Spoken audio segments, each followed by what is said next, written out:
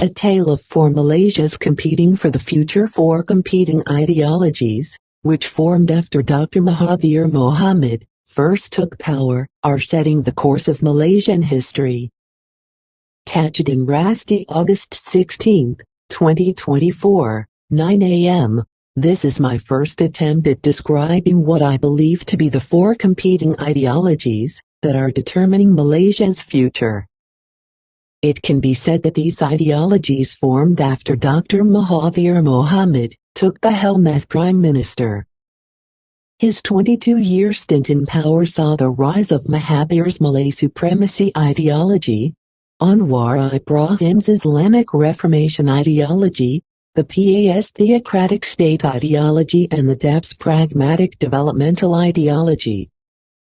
Mahathir cultivated the Malay supremacy ideology of development. I think that, in reality, he did not care 2 cents about the politics of race supremacy, or the idea of Malay hegemony. His actions showed that he was about to destroy UMNO without batting an eye. He never referred to any Malay heroes of the past, not even Nan Jafar, the founder of UMNO. The Mahathir moment. For Mahathir, Malaysia's development must be based on strong education, strong technology and science, strong work ethic, and a strong pragmatic mind. His Malayness only served his political aim of gaining power. Without the Malays, he would have no power at all. Mahathir believes that democracy must be led by an elite Malay group to ensure stability, and not dispersed by ethnic politics. He cared not for culture, heritage, or the arts, but was focused on the power of purchasing things, knowledge to understand the world, and control over religion to keep people in place. Many non-Malays supported this ideology, as evidenced by them voting for Mahathir and Barisan Nasional in the 2 general elections after Anwar was humiliated and sent to prison. The non-Malays preferred economic stability rather than show compassion over the humanity and fate of one person. The Malays, meanwhile, supported Mahathir because he had strong leadership, though he cultivated corruption, consolidated power more than anyone else, and was able to stop the advancement of the non-Malays, which would have made Malaysia become like Singapore. The DAP model.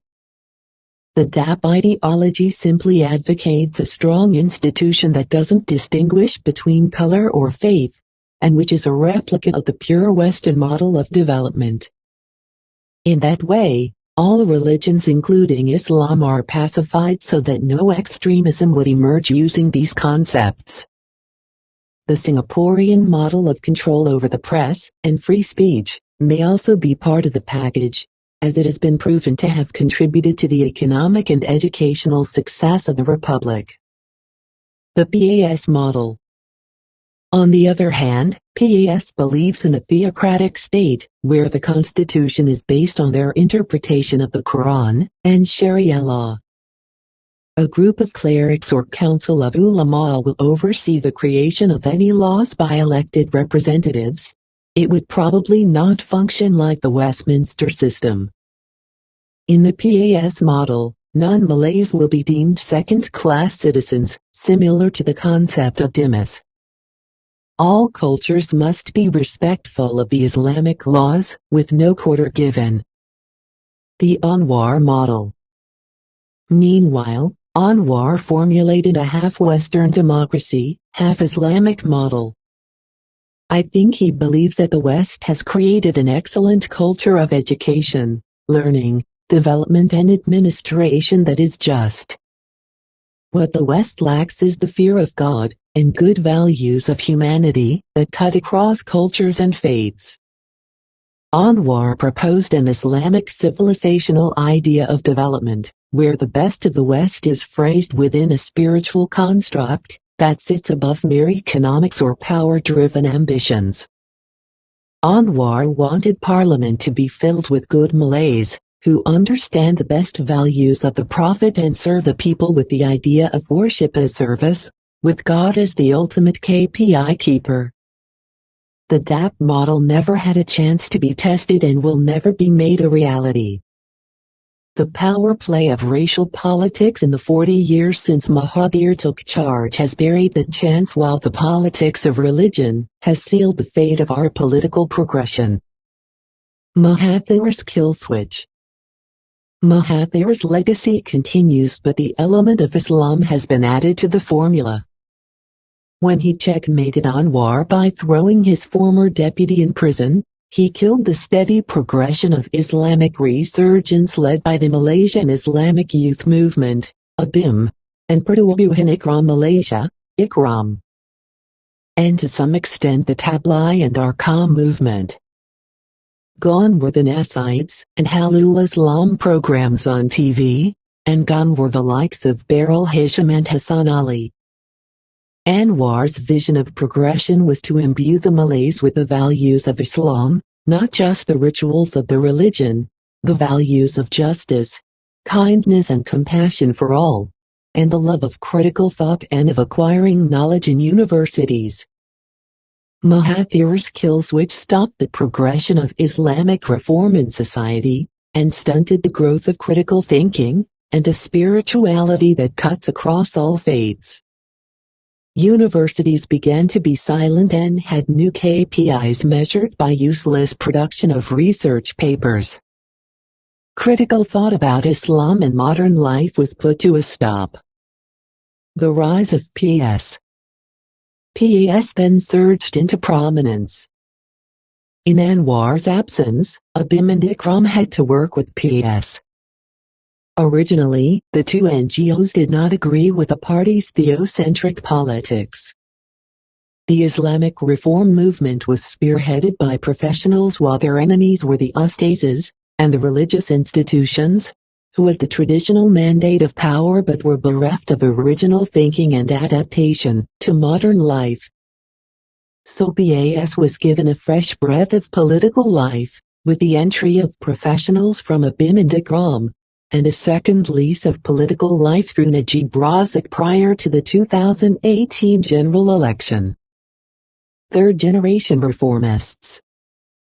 The children of ABIM and IKRAM leaders grew up to be third-generation reformists, with no understanding of the original idea of politics.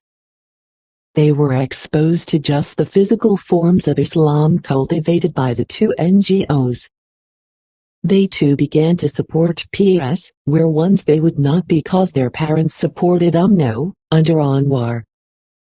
PES is now knocking on the door of power by playing the religion card, mixed with the Malay card, while working with Bursa too, and being prepared to grant anything that Sarawak and Sabah politicians want just so it can sit in power. PES knows that Sabah and Sarawak do not care about West Malaysia's fate, as long as they can rule their own two nations, even if it means working with the devil they know. Rise of NEP graduates. Another unforeseen situation came to the fore when the first and second generation graduates of the new economic policy returned from overseas, and went to work in government agencies and the private sector. They made up a huge Malay middle and upper middle class. These people, who had not supported any form of Islamic Reformation movement, began to retire with money in their bank accounts. When Malays have money, the mind turns to religion, not so much towards traveling the world as the Japanese, Chinese, Koreans and Westerners do. Religion is their salvation. And so these pensioners began to hire more and more ustazes and frequented more and more mosques for their ceramahs, and even listened to YouTube teachers of religion. Building towards PES rule. The conservatively trained ustaz were now in high demand, and formed a narrative capable of dividing Malaysia into people who are haram and people who are halal. Halal people are those who hate alcohol, pray regularly and perform the Umrah frequently. There was no notion of sharing this nation with such kafirs and unbelievers. That tone was set through in-house teachings and mosque lectures. The institutionalized Friday sermons rejected any kind of progressive, reform-minded thinking about Islam and nation-building. Instead preaching a conservative idea of religion, totally separate from the Rukun Negara, or any sense of spirituality that Anwar had envisioned. All this will usher in the new era of PAS rule, as early as the next general election. Well, that is the gist of what I think happened. There is of course more that I can say, but enough for now. My next article will try to answer these questions: what now, and where to, Malaysia? If you enjoy our insights, please consider subscribing to help us bring more content like this. Thank you for tuning in. Clicking the subscribe button is a great motivation for the channel. Thank you very much.